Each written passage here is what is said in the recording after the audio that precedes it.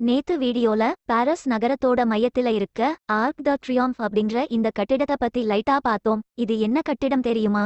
மாவீரன் Napoleon அவருடைய ஆணைக்கிணங்க கட்டப்பட்டதுதான் இந்த கட்டிடம். 1830ல கட்ட ஆரம்பிச்சு 1836 வரைக்கும் கிட்டத்தட்ட 30 வருஷம் இந்த கட்டிடத்தை கட்டி இருக்காங்க. இதோட உயரம் சுமார் 50 மீட்டர், அகலம் 45 மீட்டர், நீளம் 22 மீட்டர்.